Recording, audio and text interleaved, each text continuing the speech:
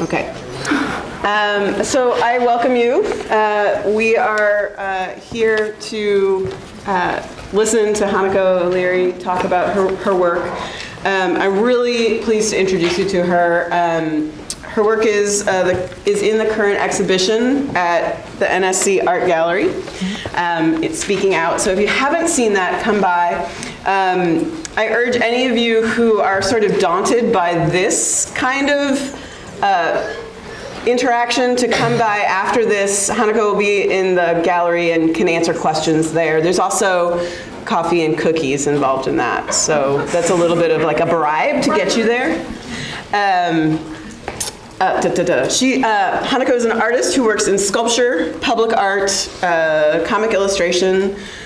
She received BFAs, not one, but two, right? Mm-hmm. in ceramics and sculpture from the University of Illinois, Champaign-Urbana, and an MFA in arts leadership from Seattle University, which might be interesting for you guys to talk about what the options are for people who are interested in the arts who may not, like what are options anyway. So she is an artist and an arts administrator working here in Seattle.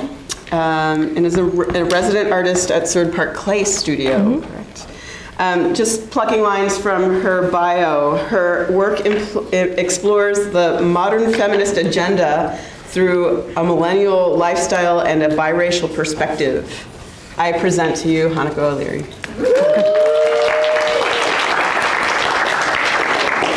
All right, thank you, and thank you, Amanda. Hello, my name's Hanako, and thank you all for coming out today. I'm an artist, and in my work, I unravel and rebuild my own personal identity myth through investigating Japanese culture in an American context. I work predominantly in the medium of clay and paint under the pseudonym Hanya Girl. Currently, I'm in the middle of creating a series of paintings called #MillennialFail. Today, I'd like to share with you the origins and current state of this body of work, and how a simple daily exercise evolved into an examination of white supremacy, colonialism, toxic masculinity, and violence against marginalized bodies within our own cultural roots. And also our favorite, internalized oppression. That will be part of it as well. So since it does influence my work, I'm going to give you a little background information and a brief synopsis of the origins of Hanya Girl. So in this picture here, you see my parents. My mom, she's an Asian lady who immigrated here from Japan, and my dad is a white dude from Wisconsin. They met in Japan, they married, and they moved to the US. By the time I came along, followed by my siblings, they began to make very conscious cultural compromises or exchanges, depending on how you look at it. Each would claim half of my name. We would be raised in my father's country, where I would belong as a citizen, but in my mother's home, we were required to speak her language and practice her customs. On weekdays, I would go to regular public school. On Sunday, I would go to Japanese school. Until I turned 18 and left home for college, Christmas, Easter, and Halloween were spent with extended family in the Midwest, while summer break was spent with extended family in Hiroshima, Japan. And you can guess which was spent where in this picture. Art was the one way I could make something that reflected me. Oh, sorry. Growing up, growing up feeling like I'd never be, oh, okay, we're back. Code switching from east to west, physically, verbally, and psychologically, was a daily practice until the day I left home for college. Growing up, I was constantly aware of my cultural surroundings. I found it awkward and stressful, straddling these distinct and often conflicting set of cultural identities. Making art was the one way I could explore and sometimes even bridge this gap. Art was the one way I could make something that reflected me, two halves and a whole, new and mixed. While making art, I could be all, or both, or nothing. I could be whatever I felt like being. I grew up feeling like I'd never be a proper Asian or a real white girl but I knew being an artist could transcend these limiting roles. In 2007, I left home to study painting at the University of Illinois. And a little disclaimer here, moving on, I don't know how things have changed since I was an undergraduate college student, but when I was in school, I never once saw my professors or any of my lecturing artists show me or share with me the work they made in undergrad. I don't know why this is so taboo or if somehow it's unprofessional, but the work I made at this point in life very much informs what I create now, so I want you to all get ready because I'm about to show you. So when I began making work towards my BFA, I wanted to continue exploring the sense of uncertainty and loneliness I felt in my cultural identity.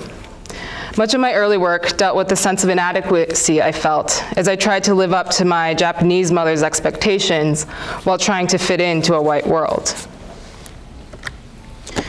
During critiques, however, I observed students creating conceptual and political work which focused on ideas, not emotions, were more highly regarded by my professors.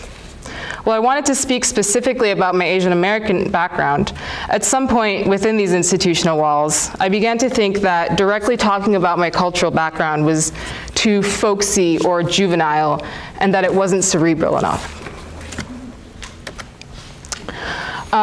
So I switched my focus into ceramic sculpture instead, because I couldn't remove myself from the painting process. But clay gave me space to dilute my own presence in the work. I could be more abstract and gestural, focusing on technique rather than content. I left believing that in the art world, work around cultural identity was unintellectual and therefore unimportant. So I made work that hinted at these feelings of displacement, but avoided expressing my personal background. I tried to remove myself, my face, and my own story from the work as much as possible. It amazes me to think how different things might have been if I went to school now, where identity politics is part of the national discourse, and how things may have been different if my work had not just been evaluated by mostly white, mostly male faculty. Looking back, during this period, my priority was to make art devoid of cultural identity, even though this quest to find my cultural identity was the very thing that drew me to being an artist in the first place. So, now that you've caught a glimpse of my underbelly, let's skip forward as times change, bodies grow, and identities become more complicated. In 2012, I left the Midwest and came here to Seattle with the intention of working in clay. But as many of you may know, finding an affordable studio space and the time to work while keeping a roof over your head can be a challenge in Seattle. And so in my search for this, I stumbled into becoming Hanya Girl. The name Hanya Girl is a combination of the two words Hanya and girl. Girl, spelled with 3 R's, comes from the 1990s punk rock movement, Riot Girl. It is a blend of grr, representing the sound of animals growling, and girl. The word refers to women who are strong, independent, and defy the establishment. Being a 90s kid, this serves as a nod to the countercultural movement that would later introduce me to feminism. Hanya is the face of an ancient Japanese female demon. A carved wooden mask worn in traditional Japanese theater, it possesses sharp bull-like horns, metallic eyes, and a leering mouth. The Hanya mask portrays the spirits of women who feel so deeply betrayed by mankind, their souls prematurely leave this world for the spirit realm, while their mortal bodies linger among us in a demonic state, hungry for revenge. Depending on the gesture of the actor who wore it and the angle at which it was lit on stage, the mask would exude an aura of erotic danger, demonic rage, deranged mirth, or tormented sorrow. It is believed by some that the Hanya mask is an old Japanese word for wisdom, and the mask earned this name because for the mask maker to fully capture this expression, to be able to render the demonic and dangerous, as well as the sorrowful and tormented in one face, he would have to understand the deep complexity of female suffering. He would have to be very wise. The fear of the feminine was born out of male society long ago and still lives in the minds of many. Men still wear the Hanya mask on the No stage today. They tattoo it onto their bodies. And they claim it as their own without much thought to its cultural context. In a world dominated by patriarchy, the feminine is always assigned a mask.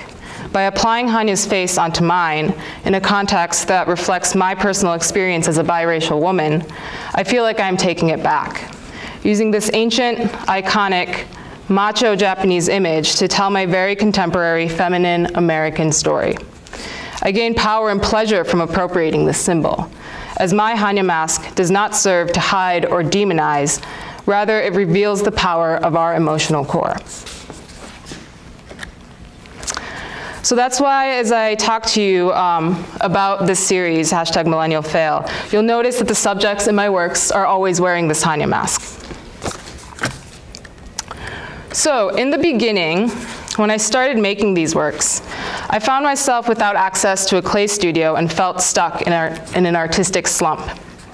The longer I went without creating, the more depressed and worthless I felt. So for the sake of my own mental health, I needed to force myself to make something, anything. And the most available medium to me at the time was drawing, which could be done at my desk, in my room, with just a piece of paper and a pen. So setting myself a goal for creating one drawing a day, I would post my work on Instagram to find community and to keep myself motivated. And at first, being in the depressed state that I was, I didn't know what to draw, but I noticed that my friend had just sent me this postcard depicting an old Japanese woodblock print. The woman in the image felt very familiar to me, and since I didn't know what else to draw, I decided I'd just go ahead and copy it. So I copied the image, but drew the subject wearing a Hanya mask and put a phone in her hand. Suddenly, I knew exactly who she was and what she wanted to say. I began making quick selfie drawings based off these old compositions, focusing around the subject of online dating and navigating the digital world. Mostly meant to be humorous, I combined trending topics at the time and intertwined them with images from old Japan. The hashtags I used as a caption on my Instagram post naturally served as its title.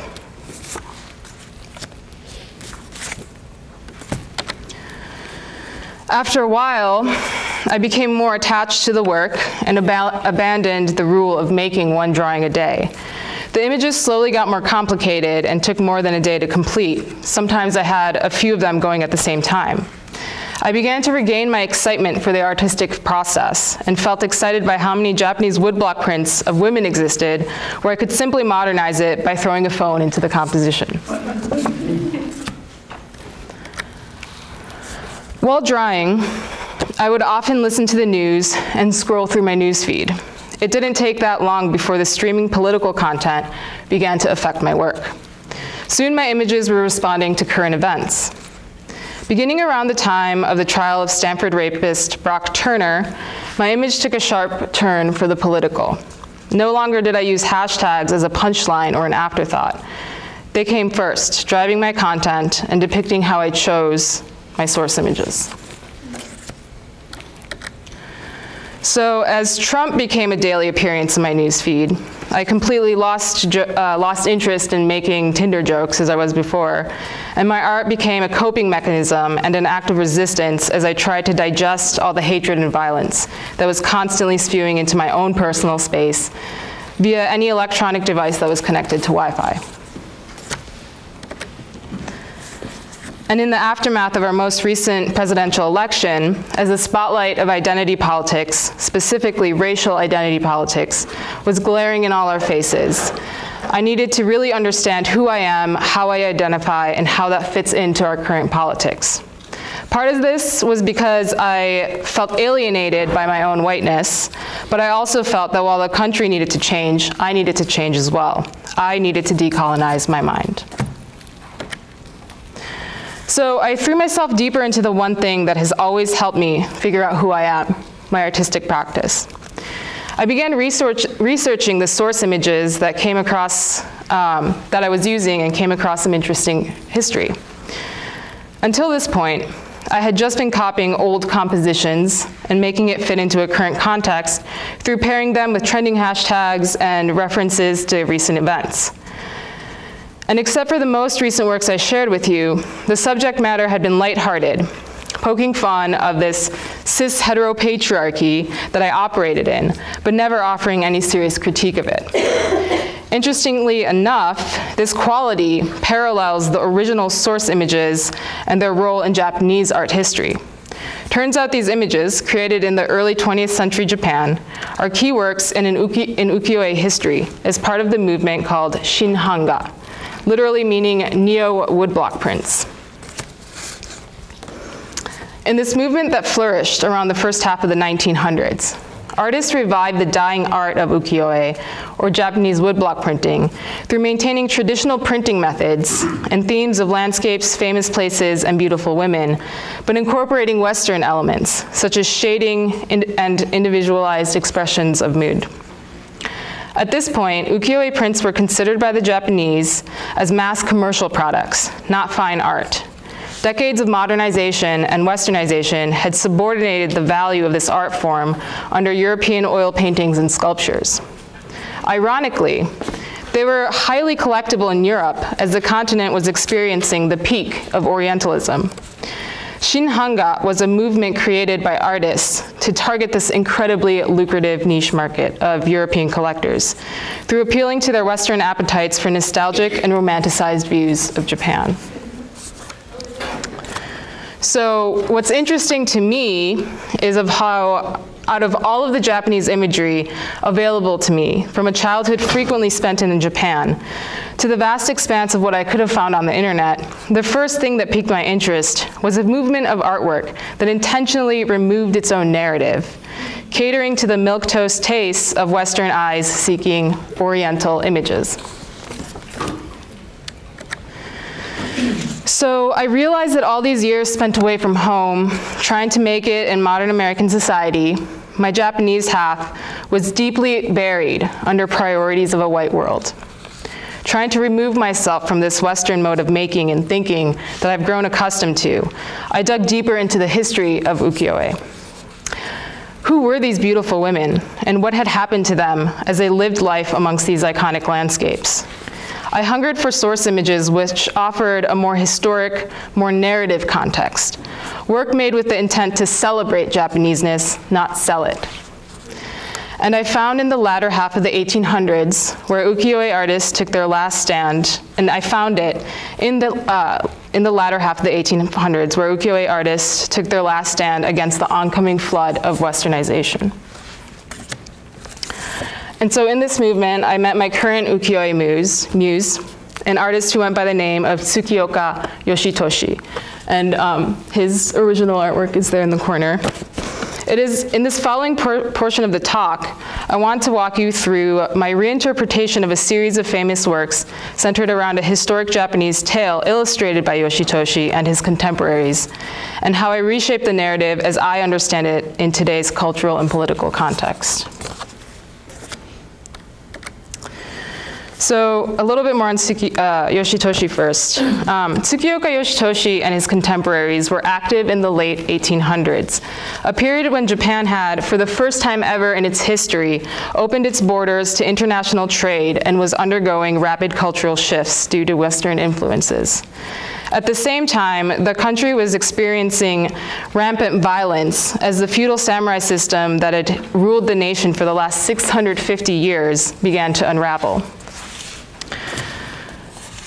And so the art of ukiyo-e had all but disappeared as photography took its place, and Western styles of painting became more popular. Nonetheless, in a Japan that was turning away from its own past, Yoshitoshi is remembered to have single-handedly managed to push the traditional Japanese woodblock print to a new level, illuminating it with one last burst of glory before it effectively died with him in 1892, where the art form would lie dormant until its revival in the neo-woodblock movement, or the Shinhanga movement of the 1920s. And I want to point out too, also during this time, there was a lot of Western inks being imported, so their pigments were also becoming much brighter. And in this movement, these artists, as well as the artists of the Shinhanga movement, were incorporating lots of Western elements of shading and individualized expressions that you'll be seeing in the next few slides. But again, their approach was to celebrate their own unique Japanese history and identity, as opposed to just making it like a commercially attractive thing. Okay, so this story, titled The Priest Mongaku at the Waterfall of Naichi, is about a warrior priest Mongaku, the advisor to the first shogun who began the samurai warrior class, which went on to rule feudal Japan for the next 650 years, until we get to the point of Yoshitoshi. So pictured here is a print by Yoshitoshi's mentor, Kuniyoshi. So he's the guy who taught Yoshitoshi like everything he knows. The image depicts priest Mongaku practicing takigyo, an ancient Japanese practice of waterfall meditation. Mongaku is a D-list samurai lusting for the famous medieval beauty Kessa Gozen, the wife of his A-list boss. After relentlessly trolling Kessa for her affection, she finally gave in, promising to bed him, but only if he first killed her husband. Mongaku was happy to comply. They conspired to slay him in his sleep. Meanwhile, unknown to Mongaku, Kessa sent her husband away for the night, cut off her famously beautiful long hair, and made her bed in his room. Later that night, Mongaku snuck into the dark bedroom, swiftly decapitated the sleeping figure, and ran out into the night. Elated by his victory, Mongaku held out his trophy to admire it in the moonlight. To his horror, he saw the head of Kessa, the object of his desire, held tightly in his blood-drenched fist. Overcome with shame, he abandoned his sword and set off to repent for 21 days by sitting under the freezing waters of the Naichi waterfall. So I took this image, I really related to this story, and I reinterpreted it like I did with my last drawings. And here we have Hanya Girl as Mongaku. The title of this piece is #IdentityPolitics. Overcome with shame for who she is and what she has stood for and failed to defend, she sits under the roaring stream. She looks for answers. I could deeply relate to Mongaku's crime, his extreme act of penance, as well as Kessa's confusing act of defiance and self-sacrifice. Being half white and half Asian, this story flooded me with memories of making my own bed and waiting in the dark as my white half tiptoes in to slaughter the rest of me. At times, I would mean it as an act of defiance, but in truth, it was just easier than standing up for who I am or understanding where I come from. Now that the vote is in, unveiling the society that we have been complicit in creating, I am left asking myself, how do I awaken from this spell of white supremacy? How do I decolonize my mind? So Mongaku's penance was a very popular subject for ukiyo-e artists. And perhaps this is because Japan is a guilt-based culture, placing high priority on the concept of hansei, or guilt-based self-reflection, meaning to acknowledge one's own mistake and pledge improvement instead of getting defensive, #whitefragility. Only through understanding what you've been doing wrong and committing to do things differently can you improve as an individual. Mongaku had to throw away his sword, a symbol of power and status in feudal Japan, to fully free himself of his greed and violence. What symbols of power do we carry? Maybe we carry it between our legs, or in our wallets, or maybe we emit it through our skin. We can't always throw these things away, but we can choose whether or not to believe in them. Entering the waterfall, Mongaku pledged to repent for 21 days. He made this pledge in the beginning of December. Winter was setting in, and the water grew colder. Twice, he could only hold out for 3 days before losing consciousness and being washed down to the bottom of the river. Both times, he was rescued by passing townfolk. They told him he was crazy, that what he set out to do was impossible. But Mongaku could not be stopped. On the 7th day of the 3rd try, the waters were colder than ever, and the freezing temperatures gripped his flesh and pierced his lungs. He noticed he was no longer breathing, and his body was frozen and stiff. Mongaku could feel his soul rise through his skin, away from the water and into the open air.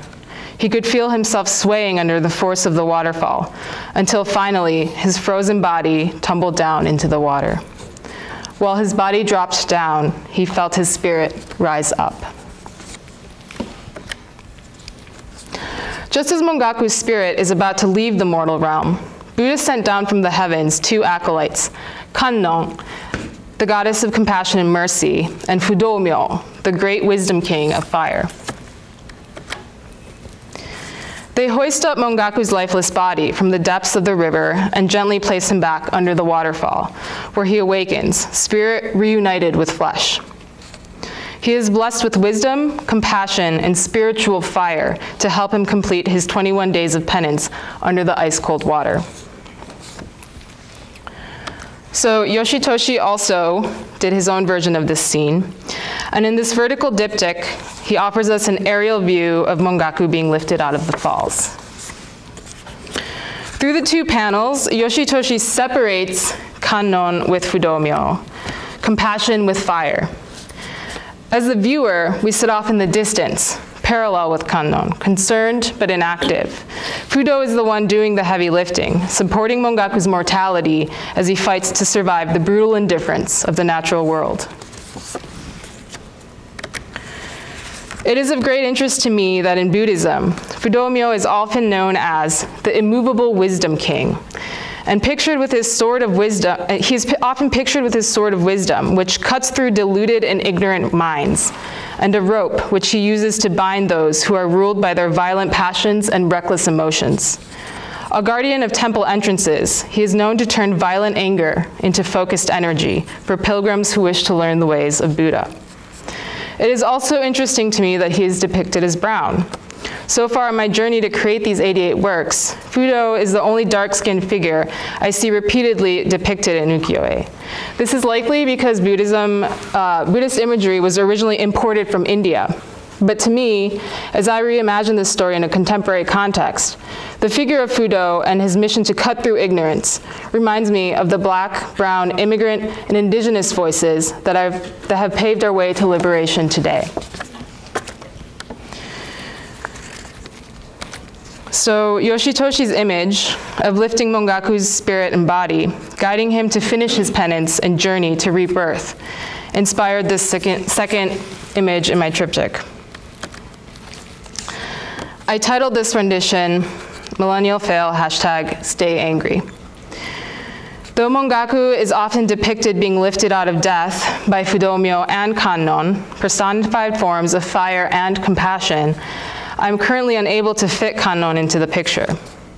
No matter what color we are, where we come from, as Americans, we are all products of a white supremacist capitalist patriarchy. And that makes me mad. And as a person of color, as a woman, I'm furious. I believe it is this anger that will drive me to better understand the society that has shaped me. It is this fire that will help me combat and survive this system of hatred and bigotry we live in. Mercy and compassion will come, but it's not here right now. And perhaps it will come later, but for now I didn't fit into the picture. But what about Kessa? I'm sure you're all wondering, what about Kessa? So what was going on in her mind that she thought it was a good idea to go and get herself decapitated?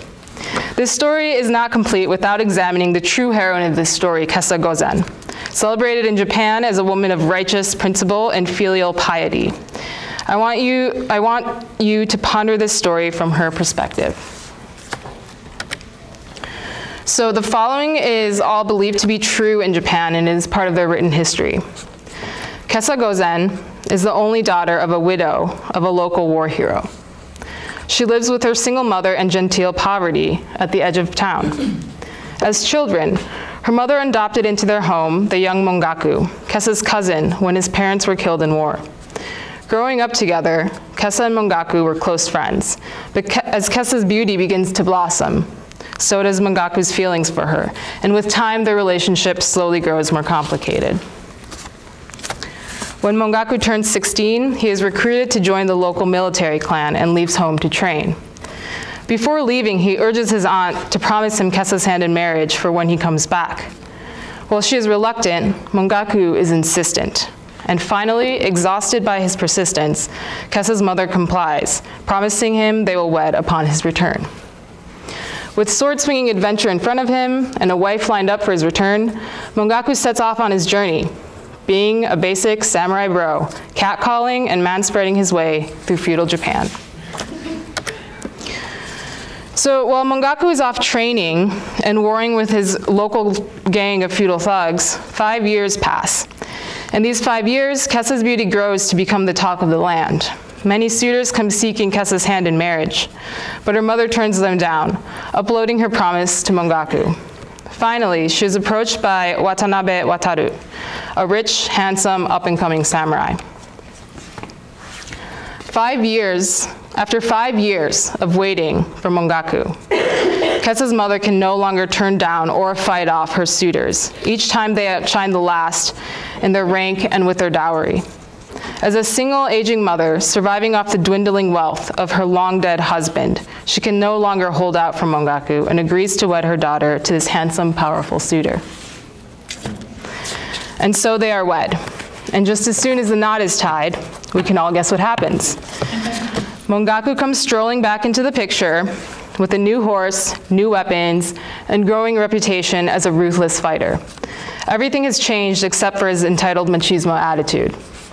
Catching a glimpse of his old friend and crush, he is so taken aback by her beauty, now in full bloom. His cherished childhood feelings of love and longing are set ablaze with a man's overpowering passion and desire.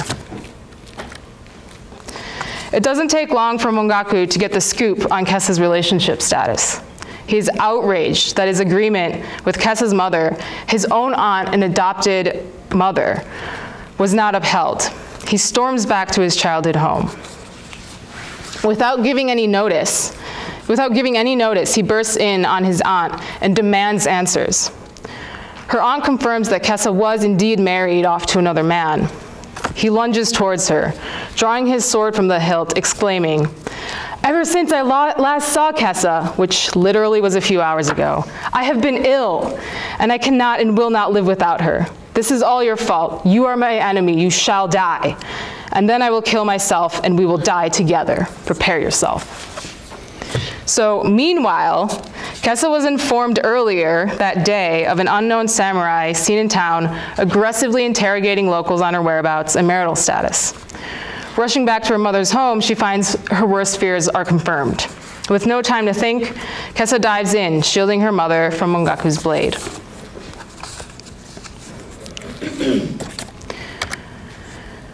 Mongaku is paralyzed by the sight of Kesa. He is intoxicated by her beauty and overwhelmed with the sweet perfume wafting from her long hair.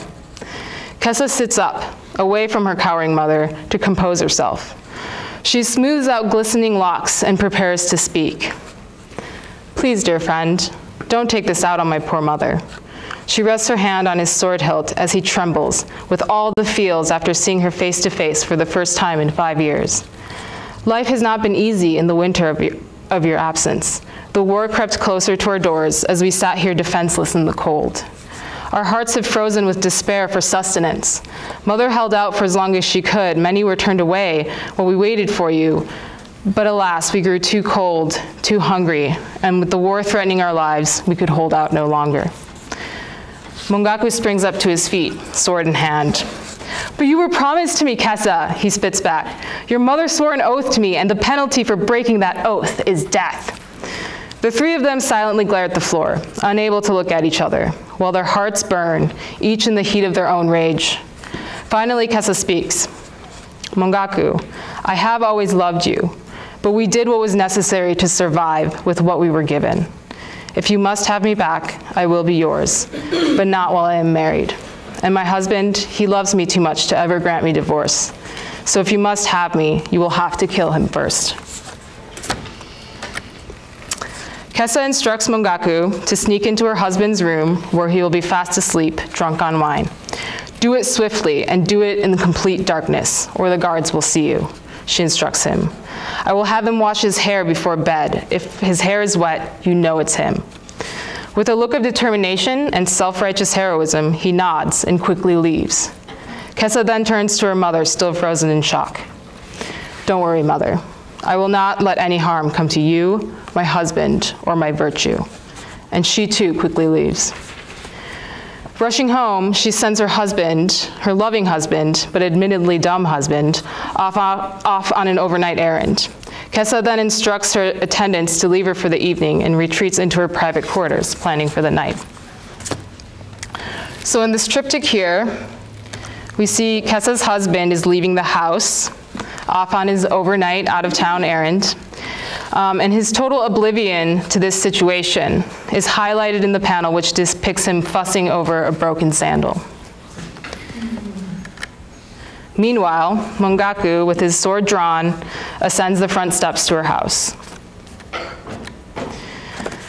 And on the very end here, we see Kessa with her hair already cut, wistfully watching the whole scene unfold. In this composition, she holds power, looking down on the scaffolding as an architect of her own demise. So having seen to it that her husband is gone and out of the picture, Kessa hurries in anticipation of Mongaku's midnight arrival. She carefully combs out her long hair and washes it all the way down to the ends. Tightly binding it up in silk rope, she holds it together in a tight, clammy fist. With a sharp blade, she cuts through the bundled hair. Severed in one stroke, she sets down her hair, long, black, and perfectly lifeless, next to the blade, along with a letter she wrote her mother. It would soon be midnight, and in the thick of darkness, she leaves behind the weight of her beauty and heads towards her husband's empty room. So in this print here by Yoshitoshi, a part of a series that he titles 24 Accomplishments of Imperial Japan, Kessa writes her suicide note. The soft glow from the lamp sets the mood as Kessa commits her final living thoughts into writing. She cranes her neck as if she hears footsteps of impending doom or freedom, however you decide to look at it. I'm not sure how Yoshitoshi viewed Kessa's story as an imperial accomplishment. In my opinion, her resolution to die while defiant was not a victory. At best, it was a compromise. Their own mortality was one of the few things Japanese women of this era could control. For most women, compromise was the best they could hope for. So the next scenes get a bit graphic. Mongaku sneaks into the room where he thinks Kessa's husband will be sleeping, drunk and unbothered. Towering over the futon, he unveils the sleeping figure, shadowed by the dark of the night. Gathering a fistful of hair, he gives it a firm tug, and he hears a sharp gasp. He swipes down his blade, for he could not allow for a single moment of resistance. He follows Kessa's instructions perfectly. High on victory, Mongaku runs out into the night, eager to gaze upon his prize. His face drops. In the moonlight, he sees in his grasp the face of Kessa, pale and glowing, blood-smeared, softly swaying in the lightness of death. All he can do is look at her, and she does not return his gaze. Upon searching her room, Kessa's husband and mother find her only treasure, her long hair, perfectly straight and bound by silk, waiting next to a letter addressed to her mother. It read, "I have always heard," and this is a humble form of expression which women are supposed to use, as they must never assert a fact. "I have always heard that woman is a sinful creature because of her beauty, which lures men to sin. I fear that many people," meaning her mother, her husband, and her admirer, "are in danger of their lives because of me. Mother, I know you will sorrow much if I die, and I am sorrowful, thinking of the grief which I must cause you. I intend to expiate my sin, meaning the sin of being beautiful, which has caused Mongaku to love her, to expiate my sin by death. Weep not for me. And though it should be my place to pray for you, I beseech you pray for the rest of my soul when I have departed on this journey of death. I can understand your sorrow, and this is the only anxiety I feel at this moment. And that's an excerpt from a letter transcribed that's from the play Priest Mongaku and the Waterfall of Naichi, and it's translated by Theodora Ozaki. So this is my rendition of Hanya Girl as Kessa. Sometimes being good and following societal norms only offers excuses for others to be bad. Sometimes tradition is just a thin veneer covering a dark core of oppression.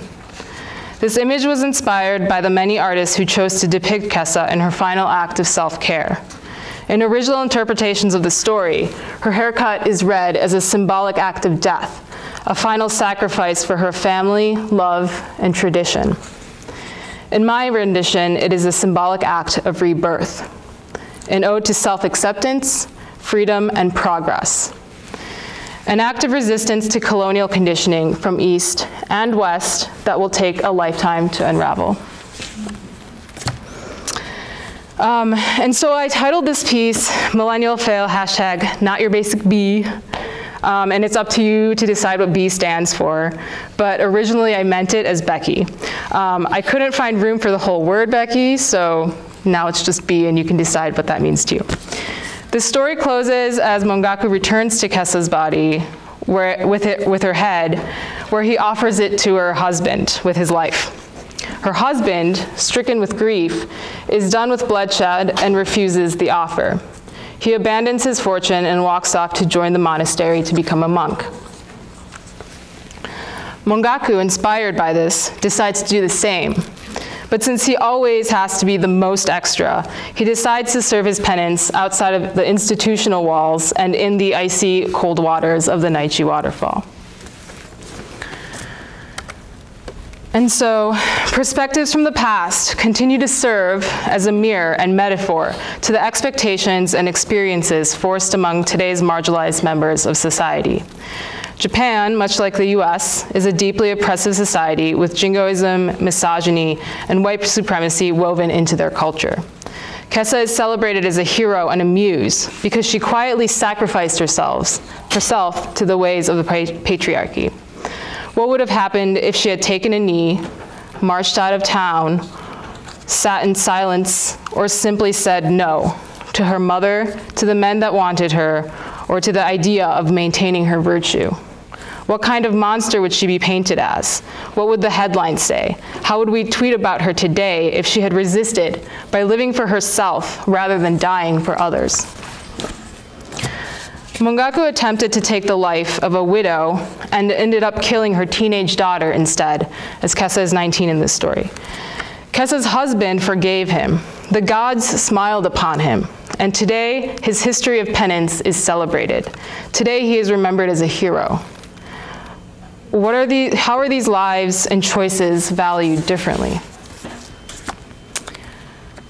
So in my own search to reclaim my cultural identity in contemporary American times, this story offered me the following metaphors. I saw the mother figure as old world tradition and values, and Kessa's hair as a sign of commitment to these values, tropes, and lifestyles. Mongaku represents my lifelong quest to decolonize my mind. Her mother wanted to marry Kessa off to a good, meaning powerful, meaning rich husband. She wanted her to be virtuous in the face of Mongaku's advances, protecting the marital oath she made to her husband at all costs, including her own life and her mother's own life. Passing on the tradition she had lived by, her mother perpetuated a thought structure which had rendered her powerless once her husband died, leaving her to survive with her daughter on the meager inheritance he left behind. Kessa's famously long, lustrous black hair, symbolizes her lifelong efforts to adhere to these traditions. Even at the foot of death, she made sure to meticulously comb out and wash her hair.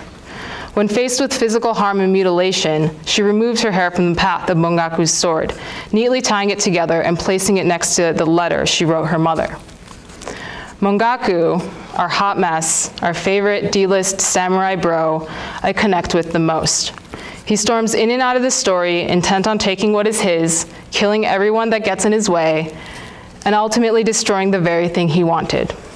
And he nearly kills himself in penance, trying to achieve spiritual enlightenment. I relate to his mess, and having spent my young adult life trying to adjust how I felt, how I thought, and how I acted to a world set for whiteness. Growing up in America, I only gave space to my Japanese heritage when it was convenient, called upon, or celebrated by my surrounding community. Otherwise, I was busy trying to blend in, often at the expense of my own mother and ultimately myself. And so now I stand here under the waterfall. I fall out and I try again. I try to converge these two bloodstreams that flood my heart. And so currently I have completed 34 works, each one becoming more meaningful and each one taking longer to create.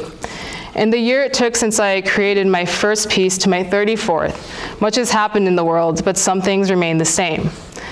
Values of present-day America are not so different from what we see in stories of feudal Japan from almost 900 years ago. White supremacy dictates the law of the land, male privilege and entitlement restricts women's rights, and the bodies of the marginalized are spent as collateral to protect the status quo. I cannot say what hashtags will inspire me to create by the time I get to Millennial Fail number 88, but I can say for certain that the past will always offer me lessons with which I can reclaim my own narrative, and someday I will finally decolonize my mind. Thank you.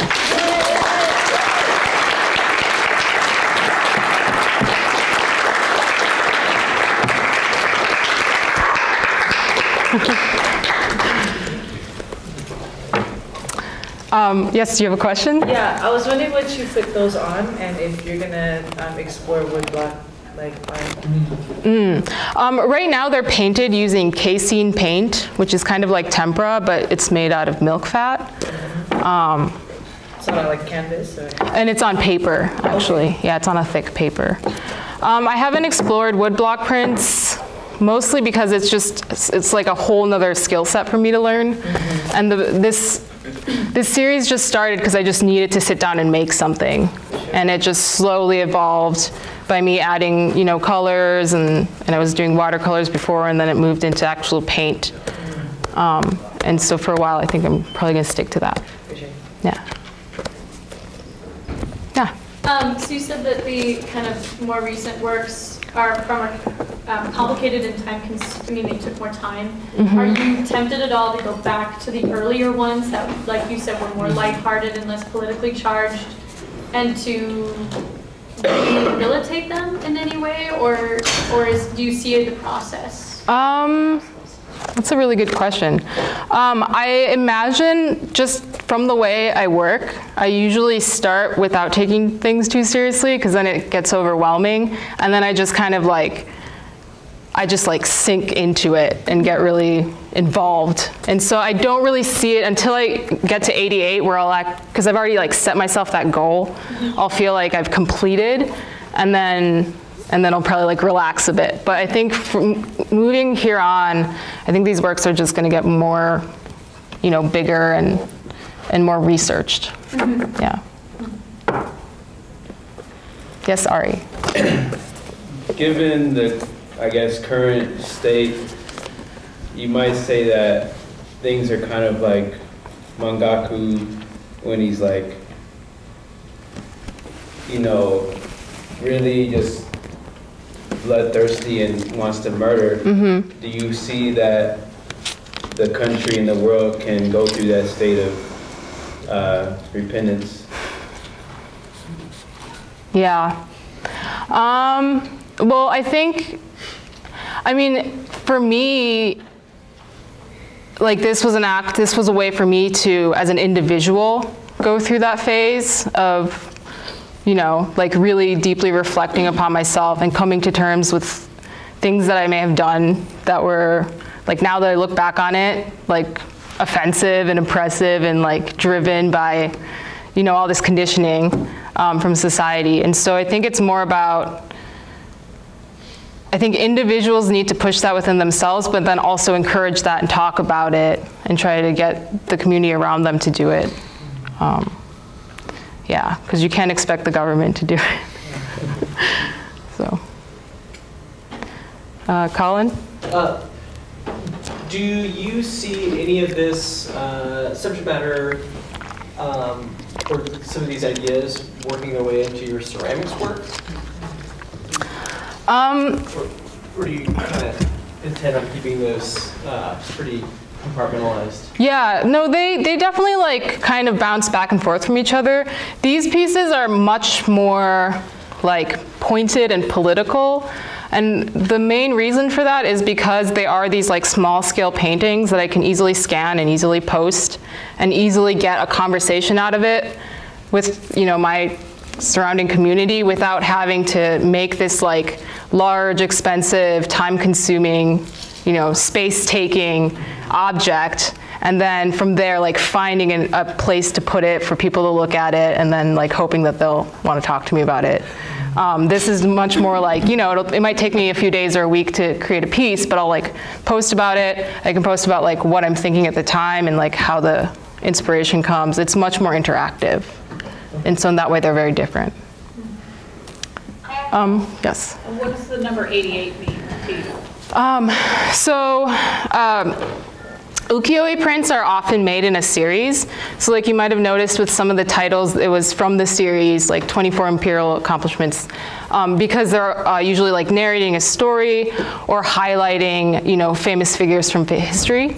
And so I wanted to do, that's where I got the idea of like making it all one series under one theme. I chose the number 88 because, well, I was born in the year 88, so it's lucky for me. Year of the dragon. And also the number 88 in modern Japanese times is lucky because it symbolizes double infinity. So to me it also kind of like represents that idea of things happening in a continuous loop and like these patterns of humanness acting the way they do. Yeah. There was a question back there. Did you still want to ask? I was going to say, how big do you usually make? So the earlier works, except for these 5 down here, they're all, I think, 5 by 7, so they're pretty small. And then these ones down here are something like, I want to say like 8 by 11. Yeah.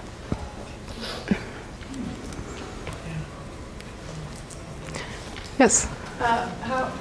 Because you shared images of your childhood and sort of talked a little bit about that, do you mind saying how your family is sort of responding to this particular project? Yeah, I mean, they haven't really heard me talk about it in this sort of very formal and very like, you know, like written out kind of way, but it's something that we talk about a lot and actually, you know, get in like arguments about a lot, but we generally stick to this, we generally kind of like get back on the same page, or, you know, we just like life goes on and we're still like very family about it. So I don't know, that's not, I can't really specifically answer. It's like not easy always, but these things come up a lot, and they've always come up since I was a kid, because even for my mom, it was like very important for her to maintain her like Japanese identity and like the fact that we are Japanese kids, and pass that on to us. And so like sometimes I think that got difficult between my parents, but so that's like kind of a tension that's always been there. Yeah.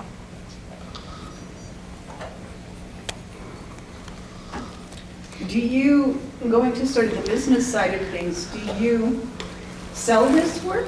Do you need to have all 88 done before you think about yeah. the others? So also, one of the things, one of the reasons that I also started to like get more involved in the work too was somewhere along the line, especially like right before and right after the election, I felt like really helpless. And you know, as like being a poor, starving artist and like not being able to do anything, I felt really stuck. So, and people were asking me about if I was selling work. So I did start to actually sell prints as a way for me to be able to raise money for, causes that I care about. And so I also do sell them for that purpose. But I don't, and each series, it's like a limited print run of 30 per image. And so like each time I make one, it goes up into the store and people can buy it. But I don't really like to get too caught up in that because that stresses and triggers a lot of things that like don't know how to navigate, I guess, as well. So I don't worry about it too much, but it is available. Yeah. No. Do you have a website that we can find you at? Yeah, HeineGirl.com. Okay. Yeah. Oh, sure. Have you thought about what the next story will be? Yeah, well, so every time I'm just like, like hanging out on Facebook or Instagram and I see people talking about a lot of things and like all these hashtags coming up, I have like a list of like next hashtags. And I try to keep up with them because like they move so fast. But it takes longer for I'm always behind with like my paintings, so I do have like a running list of the next ones. Like Take a Knee is like one I want to start right away soon and things like that, yeah. And then also, as I become more aware of what the original source image was and like what it was trying to say, it takes more thorough effort to like, instead of just seeing something and being like, oh, well that, looks like somebody taking a knee, so it's easy to transform into a more modern image. I have to think about, well, like what was the artist trying to say in this image? What does it mean? And like, what are the metaphors that I can see? So. Did I see another question over here? Or are you good? Okay.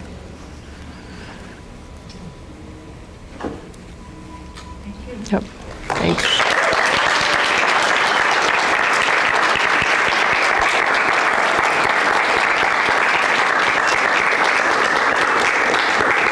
Copy and